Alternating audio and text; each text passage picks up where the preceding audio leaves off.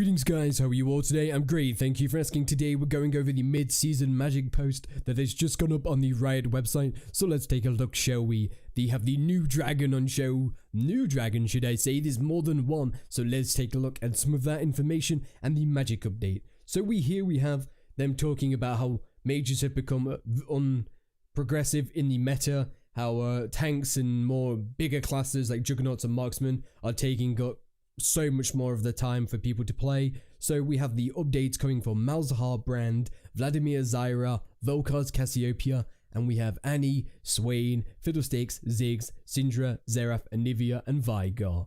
I'm looking forward more to the Annie because that sounds pretty cool. Tibis now viciously mauls Annie's stunned targets. Swain just does that. A new passive means if Fiddlesticks stands still for a moment, he'll gain a movement speed boost. That's kind of okay. Like, Decrepify now sends Beatrice to a target location to cripple enemies. I understand why they're doing it, but it's like, Annie's sounds so similar. It's like, yeah, we're just going to make them slow somebody or stun somebody. Satchel charges will execute turrets when they are under a certain amount of health. That's fine. Like, people have said for Ziggs has needed that for ages, just because of his whole aspect. Syndra, an updated passive now allows Syndra to spawn and pick up more dark spheres. I guess you're going to get more ultimate damage. Xerath barrage is now successfully hit enemy champions, gets an extra barrage up to a maximum. It hasn't given them actual amount. Anivia, Glacial Storm now expands over time and deals bonus magic damage at maximum size. Veigar, a new passive grants Veigar extreme evil, ability power for hitting enemy champions with spells, killing minions and takedowns. So basically just hitting enemy champions gives them an update. Okay. They're just increasing the size of Velkoz's beam by the looks. No, they can't be. Velkoz is the monster of choice when you need long range poke or damage or a true laser beam. Melt their front line, then obliterate their back line. Okay, this sounds like his ult's being increased. Vladimir still the sustained focus blood mage, but we're dialing up ability to tap health into wreck havoc. Okay, they want just him to that. Malzahar is a slow mobility lockdown mage, but now he's got more friends to, basically he's going to be able to spawn more voidlings. Great. Brand mid-season changes are about, like, Brand's been a support right now recently and I've not really enjoyed it. He's not been the best support for me, like when I play ADC, so I hope they do like try and make him more of a mid laner now.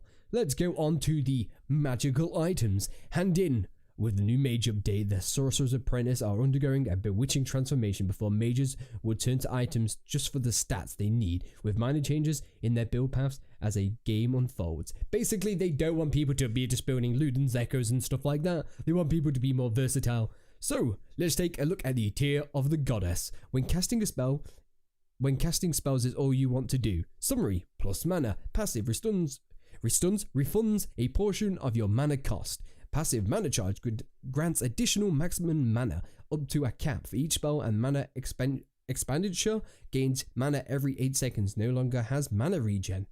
Meh, that's okay. Catalyst of Ions, I believe. That was the old catalyst that we had, which goes into Rod of Ages for all you scrappy mages out there. Summary, health and mana. Passive, a portion of your damage taken is gained as mana. Spending mana restores portion spent as health up to a cap. So basically, to me, it just sounds like it's basically a bloodthirster, like a thorn mail turned into like a reverse bloodthirster. So you get hit, you get mana, you do damage, you get health. That's kind of it. Chalice of Harmony, magic resistance and magic regeneration, mana regeneration. Grants a large portion of health regeneration if your health is lower than a percentage than your mana. Grants a large portion of mana regeneration if your mana percent is lower than your health. Basically, if you've got more mana than health, your mana will regen faster. If you've got more mana than health, your health will regen faster. Hextech Revolver, it's a gun, it should shoot things. Ability, damaging an enemy with a basic attack shocks them for bonus magic damage. 30-second cooldown, no longer has spell vamp. Lost Chapter, a stepping stone for Morella comes. Basically, upon leveling, you restore a portion of your health. Portion of your mana over 3 seconds. Fiendish Codex has not got the right icon, but oh well. Still fiendish. Ability power cooldown reduction. Hextech Devices. This is what I've been hyped the fuck up for. Attack damage, ability power, Bilgewater Cutlass, Hextech Revolver, and Gold. Instantly heal for portion of all damage being dealt, including physical, magical, and true damage. This effect is reduced for area of effect spells. Active. Deals instant magic damage and slows the target. That sounds pretty fucking cool. Hextech GLP 800. These names are a bit, I think that should just be going to be called GLP. I don't think anyone's going to call it HX like the whole thing. If you need to slow the enemy's approach, this gives ability power, health, and mana. Hextech Revolver, Catalyst of Aeons, and Gold. A portion of your damage is gained as mana. Spending mana restores a portion spent as health up to a cap. So Catalyst basically. For the passive, active Frostbolt fires a spray of ice balls, dealing magic damage and slowing enemy champions. So isn't that the old Frost Queen's claim? Yeah, it is. So it's old Frost Queen's claim. Hextech Proto Belt 01. If you want to make an explosive entrance, ability power, health, cooldown reduction, Hextech Revolver, Kindle Gem, Gold. Dash forward and release a ring of firebolts that deal magic damage. Here we go, magical devices. Updated Archangel Staff. Archangel Staff now gives mana ability power. Tear of the Goddess and Needless Large Rod. Passive Insight. Gain ability power equal to a smaller percentage of your maximum mana. Passive Mana Charge. Grant additional maximum mana up to a cap for each spell cast and mana expenditure. Passive refunds a portion of your mana cost. Now, updated Morella comms. When the enemy teams are packing heals and regenerations. Summary. Mana. Ability power, cooldown reduction, lost chapter, Phoenix Codex, and Gold. Dealing magic damage to an enemy champion below 40% inflicts grievous wounds. No longer has mana regen. That is going to be really bad for Lux players. Athene's Unholy Grail. Ability power, mana regeneration, magic resistance, and cooldown reduction. Chalice of Harmony, Phoenix Codex, and Gold. I actually expected them to change the Athene's Unholy Grail, probably due to some like, I don't know, because I feel like with the Turtle Biscuits and stuff like that, they could change the names. I understand why they're not going to, because everyone's used to the names, but they've changed names of items before, like the Catalyst, for example. They've changed that name, so Athene's Unholy Grail to me doesn't sound like a nice name for an item. Grants a large portion of your health regeneration if your health percentage lower than your mana percentage. Grants a large portion of your mana regeneration if your mana percent is lower than your health percent. Gain a portion of magic damage dealt to allied champions as blood charges. Healing or shield another ally consumes blood charges to heal them for an amount stored. So Athene's Unholy Grail is going to be great. Like, it's going to be a support item. Rod of Ages, your item to rush on a brawling mage. Ability power, mana. Catalyst of Aeons, Needlessly Large Rod, and Gold. This item gains health, mana, ability power every minute to up to 10 times. Oh, okay. So, yeah, that's understandable. A portion of your health damage taken is gained as mana. Spending mana restores a portion spent as health up to a cap. They've removed Will of the Ancients. As you can tell, they're removing Spell Vamp.